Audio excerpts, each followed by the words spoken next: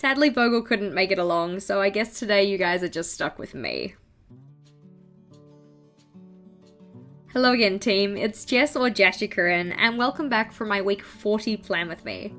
In today's video, I'm going to be setting up for the 30th of September through to the 6th of October.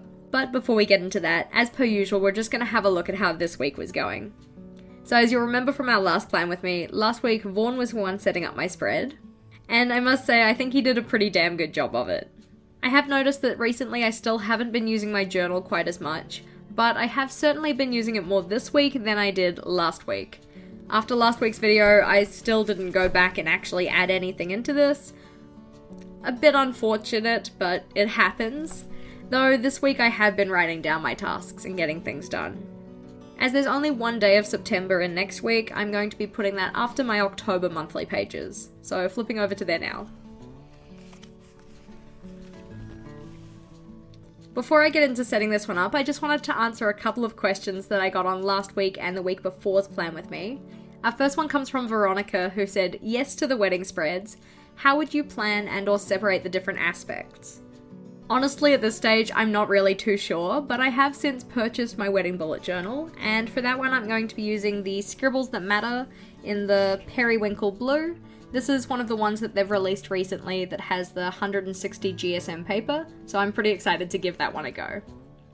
I'm planning on probably starting the setup of this one in October, so again, if you guys want to see that, do let me know and I'll make sure to make a couple videos on it. The next question came from Daphne, who asked, I was wondering if you have any ideas as to what journal you're going to use as your next bujo. For that one, I'm going to be using this Archer and Olive journal that Vogel got me for our anniversary. I've heard really good things about the Archer and Olive, so I'm really excited to get into that one. As usual, I'm going to be answering more questions as I go through the setup of this spread, but off to the time lapse now. For this week's spread, I'm going for something really super simple because I know I haven't really been using my journal that much recently, and next week is the first week of our holiday break. So I know I'm not really going to have a lot of day-specific tasks or events. Our next question comes from Purani, who asked, do you have any erasers that work well for you? I can't seem to find any that work really well for heavy-handed people like me. Now I know that Autumn already had an answer for you in the comments of that video, and I'd have to agree that certain pencil leads are going to be a lot easier to erase than others. In terms of the erasers that I like to use, these are the Staedtler Mars ones. I'm not too sure how well they work for heavy-handed people, but they do seem to work perfectly well for me. Our next question comes from Francesca Mia, who asked, question inspired by Vogel whining about days. What would you name the days if you could? I don't really have an answer for this one, because I'm not really against Monday, Tuesday, Wednesday and all that. Even though Vogel was complaining about the excessive amount of Ys.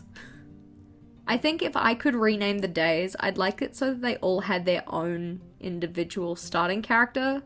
So like, instead of having Tuesday and Thursday, you have, I don't know, something with a different letter. And same for Saturday, Sunday. I think it would also be cool if, like, when you put them in order, they spelt out a word. As a complete aside though, if I was able to restructure the yearly calendar, I would have 13 months with 28 days in each and one with 29. And maybe 2 with 29 if it was a leap year. A question from Michelle was, I would like some advice. I'd like to do a monthly spread based on mazes. Such a cool idea, by the way. I've used your video on Zentangles as a guide, but I butchered it.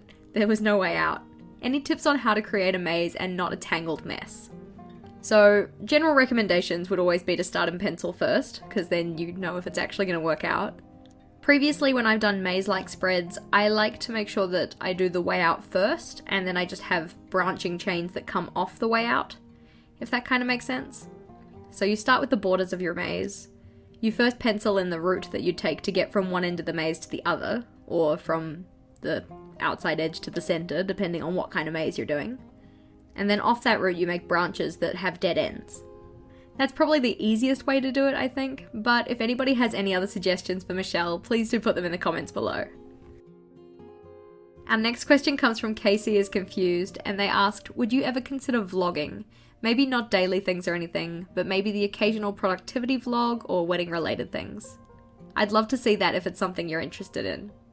I've never really considered vlogging because I don't really think my life is interesting enough for it.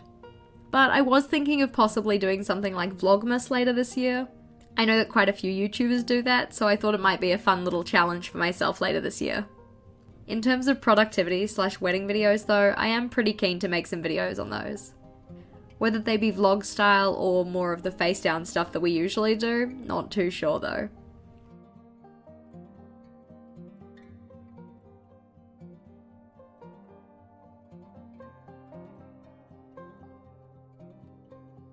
Alrighty, and this is what I'm going for next week. Super simple, just a space for each day of the week and then a running to-do list space here. Because I'm going to be on holiday, I really don't need that much space to write down tasks for each day. And given the extent that I've actually been using my journal recently, I think this is going to be plenty of space.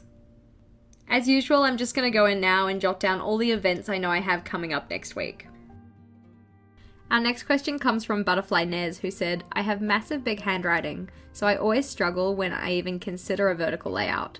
Any tips or tricks to either get my handwriting smaller or to work with a vertical spread? I assume for this one you mean that your handwriting is naturally a little bit wide, so it makes it challenging to fit words across the columns of a vertical layout.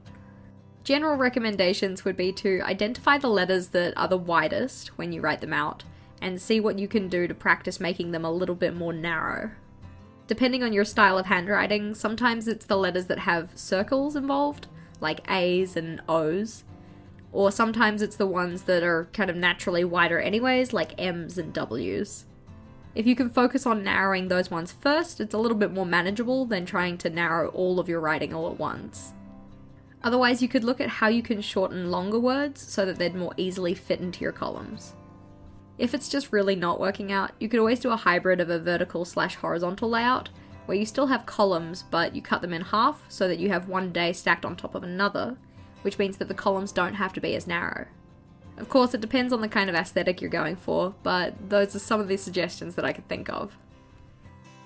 A big thank you to our inquirers from last week and the week before. I really appreciate your questions, and I know I didn't get through all of them last week, so thank you for being patient with me.